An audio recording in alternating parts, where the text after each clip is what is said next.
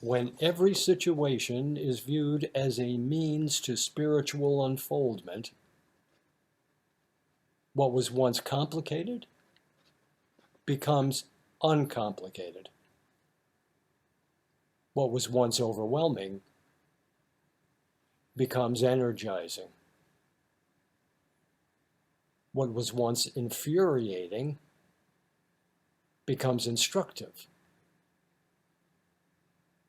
And the one who was once fearful becomes fearless, supported by a new brilliance of confidence. When every situation is viewed as a means to spiritual unfoldment, what was once complicated becomes uncomplicated. What was once overwhelming becomes energizing. What was once infuriating becomes instructive. And the one who was once fearful becomes fearless, supported by a new brilliance of confidence. Contemplate that for a moment.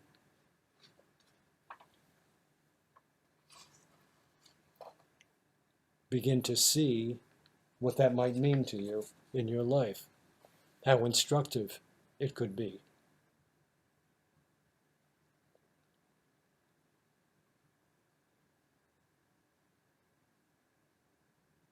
Now, there's a phrase in the beginning of the quote, spiritual unfoldment, that I'd like to talk about. Spiritual unfoldment. Spirituality is very attractive to many people, but most people have a very basic, naive understanding of what the concept of spiritual and spiritual unfoldment really means. Our experience is it means work. It means work. It means being present in every relationship and uniting the two worlds, inner and outer.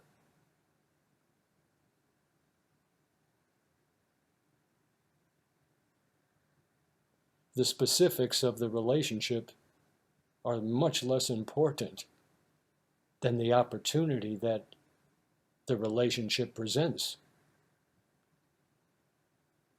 For it provides us the opportunity to let go of certain obstacles that are populating our mind and freeing us to be able to act in ways that will lead us and the entire organism of manifestation for its highest and greatest good. That's our work.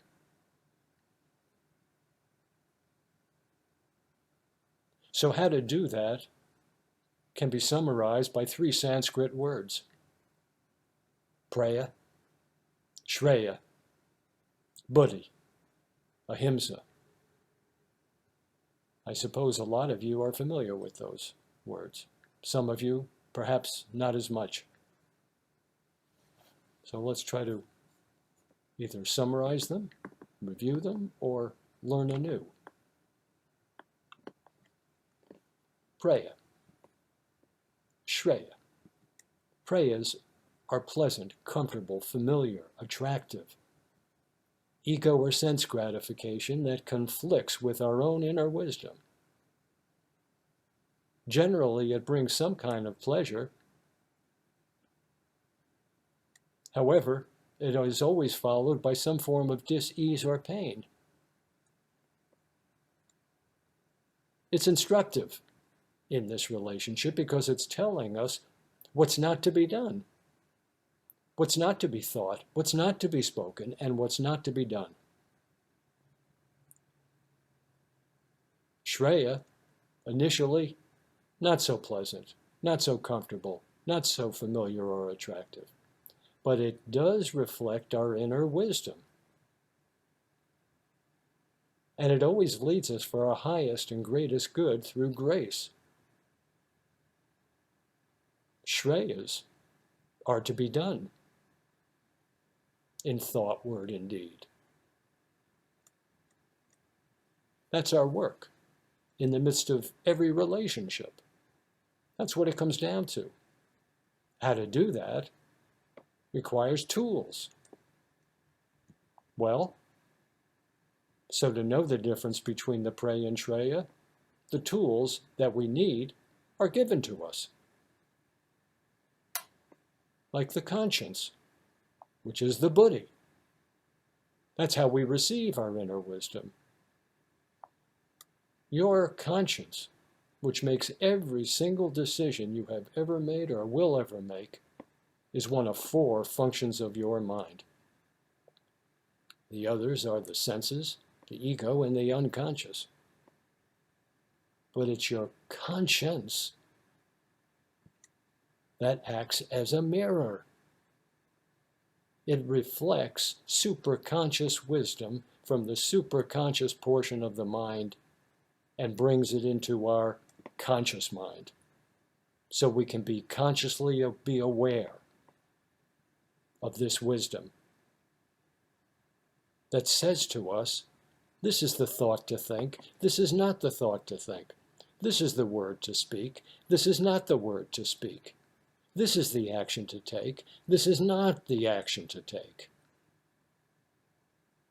This is all the process of spiritual unfoldment. So in effect, what we're creating is a bridge between the outer and the inner. The outer are our thoughts, our words, and our deeds. The inner is our own superconscious wisdom, stored in the superconscious portion of the mind. It's part of consciousness. It's like a library of wisdom that we have access to 24/7. And the more that we build this bridge between outer world and inner world in the midst of every relationship, that work facilitates spiritual unfoldment.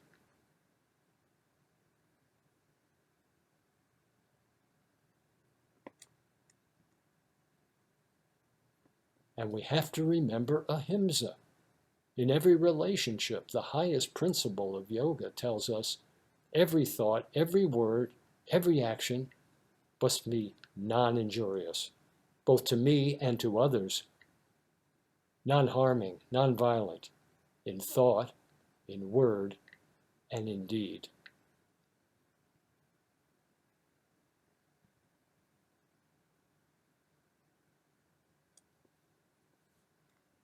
So when every situation is viewed as a means to spiritual unfoldment in our lives, every situation, what was once complicated becomes uncomplicated. What was once overwhelming becomes energizing. What was once infuriating becomes instructive.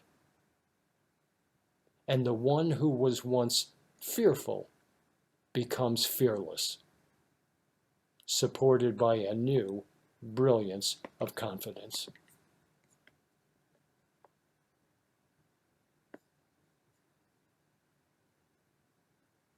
And especially today in this world that we are living in, the world needs each of us to unfold our spirit in the world. To do that is work. Trust me, this is our personal experience. It's work.